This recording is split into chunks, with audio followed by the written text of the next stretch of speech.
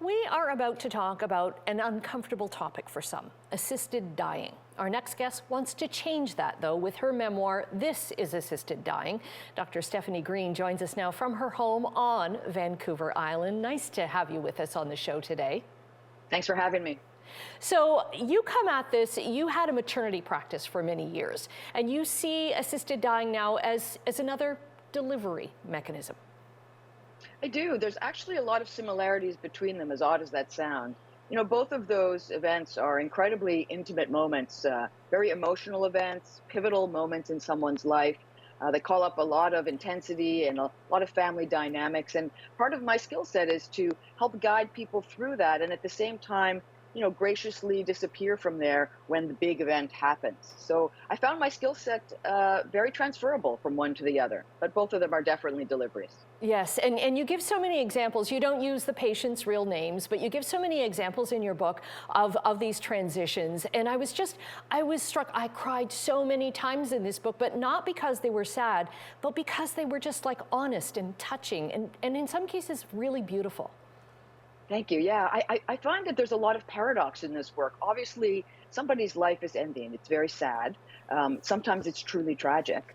And I can't help but be affected by that. And at the same time, I have the privilege of witnessing some of the most extraordinary moments, some of the most beautiful moments when people say goodbye to each other. There's a lot of paradox in these moments. And I wrote the book to help dispel some of the myths and to really pull the curtain back and explain to people what this looks like in real life at the front lines and what it feels like to do this work.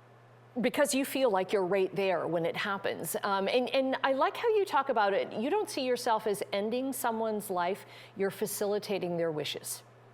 Absolutely. The illness, the suffering that's caused them to come to me, that's given them the need to reach out to me for help, that's what's ending someone's life. That's what's killing them.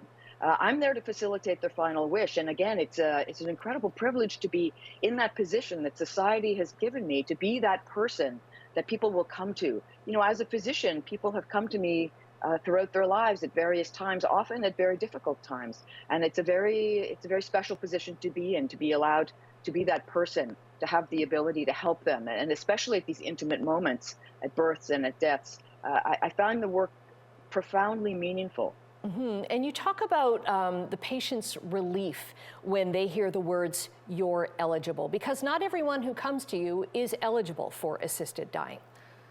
For sure. I find that I was a little bit surprised at that when I first started doing this work. When I'm able to finally tell someone that they're eligible for this care, that it's a possibility, whether they proceed or not is irrelevant at that point, but to let them know that they're eligible, almost always, I see a physical relief on their body. I see a relaxing of muscles. People stop worrying about how they're going to die, what their end of life is going to look like. They start to grasp the days and weeks that they have left and really, really live it with intention. It's kind of shown me that assisted dying is as much about life and living as it is about anything else. Mm-hmm. How has it changed your perspective on your life? Well, how could it not? Mm-hmm.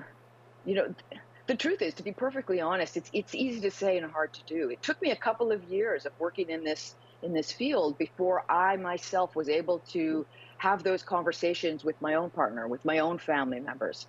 I think it's changed how I look at not just how I would want to be at the end of my life, but what it is that brings meaning to my life, what it is that brings joy to my life.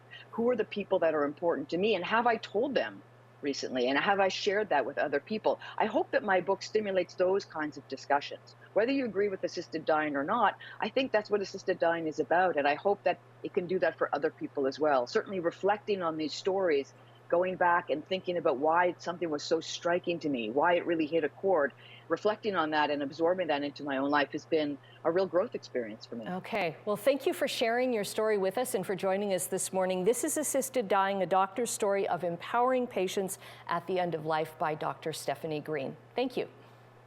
Thank you.